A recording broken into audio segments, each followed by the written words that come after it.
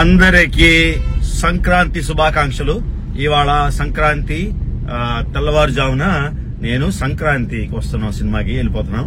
ఇంతకు ముందు game changer ఏమో 4 గంటలకి 1 గంటకి గేమ్ చేంజర్. ఆ తర్వాత డాకు మహారాజ్ అయితే 4 గంటలకి. కానీ ఈ సినిమా కొంచెం లేట్ కాబట్టి నా రివ్యూ లేట్గా వచ్చేస్తుంది ఆబ్వియస్ గా. సో నేను ఇప్పుడు విశాఖపట్నంలోనే ఇంకా ఉన్నా. సో వెళ్ళిపోతున్నా సినిమాకి. సినిమాకి మాత్రం టైంకి వెళ్ళిపోవాలి. సో మళ్ళీ అందరికి సంక్రాంతి శుభాకాంక్షలు.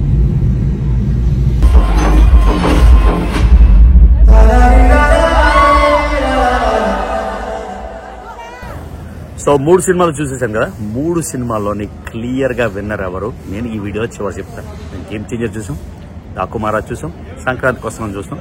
సో నా దృష్టిలో ఈ 3 సినిమాల్లోని క్లియర్ విన్నర్ ఎవరు నా ఒపీనియన్ లో నేను ఈ వీడియోలో చెప్తాను. ఓకేనా, లెట్స్ గో.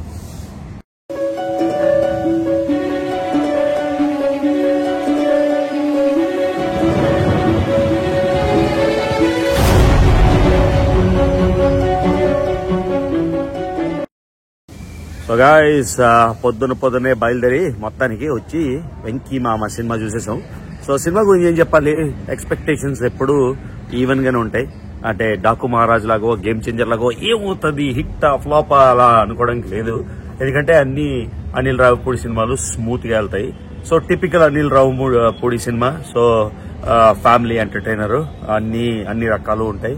కాకపోతే ఈ సినిమా కొంచెం డిఫరెంట్ గా ఉంది. నేను చూసిన F1, F2 కంటే F1, F2 అంటే full comedy oriented drama. So ఇందులోని ఇది కామెడీ ఓరియంటెడ్ డ్రామా అని అయితే నేను చెప్పలేను.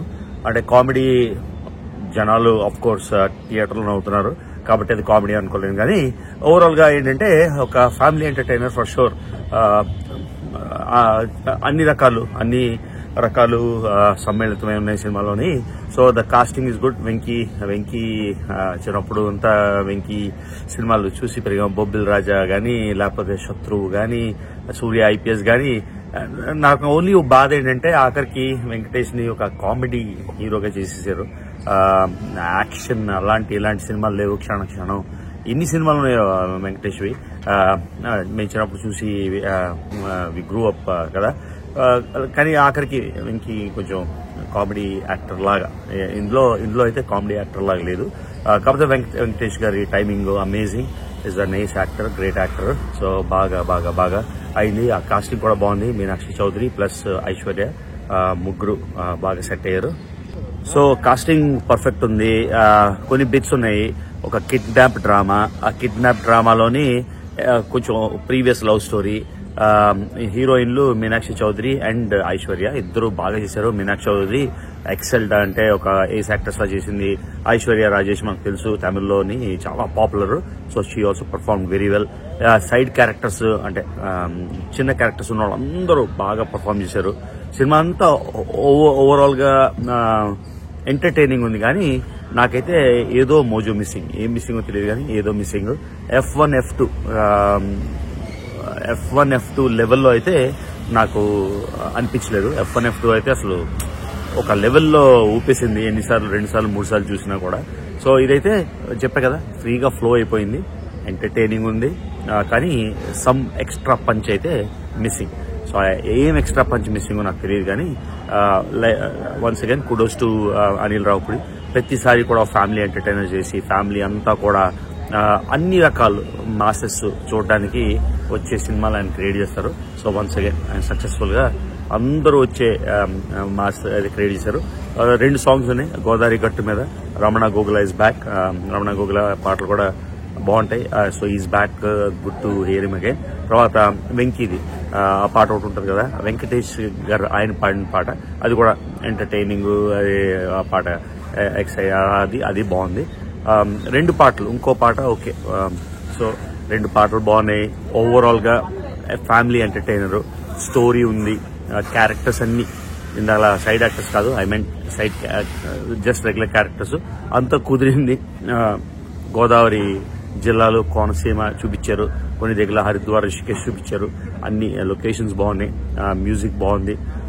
ఏమీ బాగలేదని చెప్పడం లేదు. ఓవరాల్ గా చెప్పే కదా, అలా ఫ్రీ ఫ్లోయింగ్ అలా ఎంటర్టైన్ అయిపోయింది. లాస్ట్ కి క్లైమాక్స్ కొంచెం డిఫరెంట్, ఏదో మెసేజ్ లాగా చూపించారు మెసేజ్. సో నాకు అన్ని పాజిటివ్సే, నెగిటివ్స్ ఏం లేవు. ఓన్లీ నెగిటివ్ ఏంటంటే F1 F2 ఒక ఎక్స్పెక్టేషన్ సెట్ చేసింది, ఆ లెవెల్లో అయితే కామెడీ అయితే లేదు. ఓకే, సో నా రేటింగ్ సినిమాకి ఫ్రీ ఫ్లోయింగ్ కాబట్టి 2.75 ఇచ్చేసాను. అంటే ఎక్సైటెడ్గా వచ్చేసి సినిమా థియేటర్కి వచ్చేసి చూసేంత మూవీనా అంటే ఐ డోంట్ నో, ఎక్కడ వర్డిక్ట్ అయితే నేను లేను. కాకపోతే 2.75 to 3 యావరేజ్ ఎంటర్టైనర్. సో మొత్తం ఈ పండుగ 3 సినిమాలు గేమ్ చేంజర్ చూశాను, డాకు మహారాజ్ చూశాను, సంక్రాంతికి వచ్చేసిన చూసాను. సో సంక్రాంతి విన్నర్ ఎవరు నా దృష్టిలో, I know people will have a big ruckus and dispute, ఇక్కడ కొట్టుకుంటారు. కాకపోతే నాకు క్లియర్ విన్నర్ ఈ సంక్రాంతికి డాకు మహారాజ్. సో జై బాలయ్య. నేను జై బాలయ్య అంటున్నానంటే that means a big thing. Balakrishna గారి సినిమాలు చూసాం కానీ I'm not a hardcore Balayya గారి ఫ్యాన్ కాదు.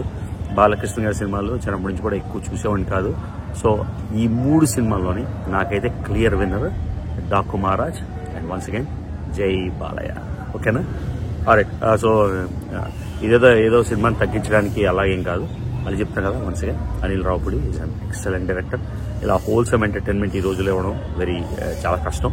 So kudos to Anil Ravipudi and the entire team. Venky మామ సెల్యూట్. ఆయన ఒక స్టార్ లెవెల్ అయినా కూడా కామెడీ చేస్తున్నారు ఫ్యామిలీ లెవెల్కి తగ్గి. నేనంటే తగ్గా అంట, ఎందుకంటే ఆయనకున్న మాచో ఇమేజ్ని పక్కన పెట్టి చేస్తున్నారు. కాబట్టి వెంకీ మామకి hats off. Heroines splendid, all characters beautiful. So అందరికీ వన్స్ అగైన్ హ్యాపీ సంక్రాంతి.